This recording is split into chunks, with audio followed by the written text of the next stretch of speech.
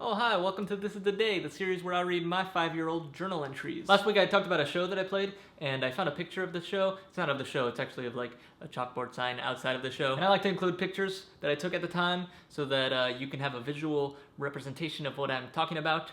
And that one, I guess I forgot to put it in, so there it is. We are going to December 7th, 2009. Last week of school. Next week is finals, but this is the last of the actual classes, the lectures. The students chiming in with their stupid opinions, the professors treating the stupid opinions like genius insights, the pretending to take notes, the occasional raising of hand to remind the professor that I participate, and the constant staring at the clock. School was maybe the only place on earth where I wished that time moved faster. Which is a pretty horrible thing to think, because time really is the only thing you have, and you can't acquire more of it. Unless, like, time travel or anti-aging, but, you know, aside from that. That was my least favorite part about school, and I carried that with me in the future. Whenever I got involved in something and I was wishing that time went faster, it was a pretty sure sign that I was in the wrong place. You have to have jobs and things that you don't necessarily want to do, but have to do. But if you are in a position where every day you are wishing that time moved faster, and you're not doing anything about it, then maybe you should consider doing something about it. December 8th, 2009. I got myself a little Christmas tree. Not really. It's just a branch from Carlos's. I cut a hole into the bit of trunk we cut off his big tree and stuck the branch in there.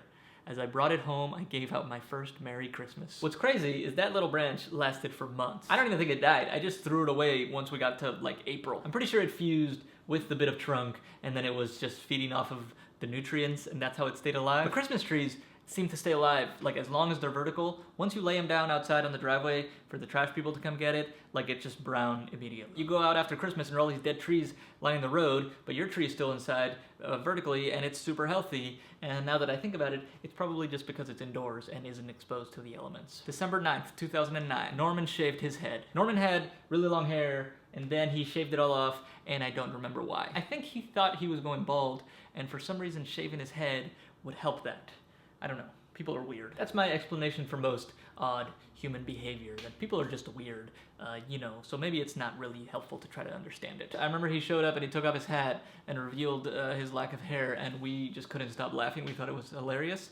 But now I was just looking at it, and he doesn't look that bad. December 10th, 2009. I'm writing this during class, my last day ever. 5.5 years. This is one of those entries where it kind of sucks to have hindsight, because I remember I was really happy when I thought I finished. At some point in the next few weeks, I was informed that I had to take one more class, and I tried to fight it super hard. I remember even lying to the dean that I had already planned to move back home, and that he had to exempt me from the class because I wasn't going to be able to fly back to take it.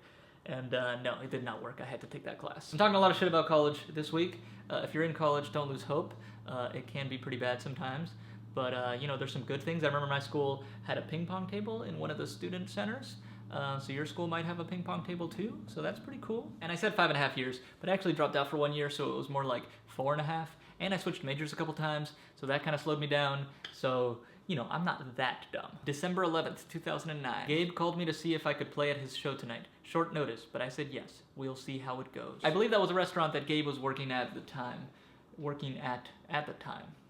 Yeah. And it turned out to be pretty fun, which is not expected from a gig at a restaurant. I'm pretty sure I ended up playing there a few more times, because I have a lot of memories from that place. You can't really know if a show is going to be good or bad in advance. A lot of the times it's like the exact opposite of your expectations, which can be a pleasant surprise, or quite often a major letdown. December 12th, 2009. Tonight is me and Carlos's holiday party. We'll see how it goes. I don't know why I wrote these last two entries before the events they were talking about and not after. It kind of defeats the purpose of the diary. But anyways, me and Carlos held a Christmas party a couple years in a row. I'm pretty sure this was the first one, and we had disposable cameras going around, so we had a lot of pictures. I set up a fireplace video on loop, and then I had Charlie Brown on the projector. There was even an impromptu jam sesh. It was pretty fun. Hopefully we'll do it again sometime, because it was, like I just said, pretty fun. December 13th, 2009. Bed day. Did not leave the house. I'm okay with it. I don't think I was sick. I'm pretty sure it means that I just watched TV and movies all day. And there was most likely a lot of junk food involved. I just enjoyed lying down as I consumed things. So the lesson of the week is, why do something sitting up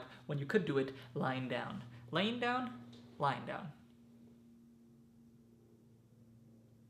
Yeah, lying down.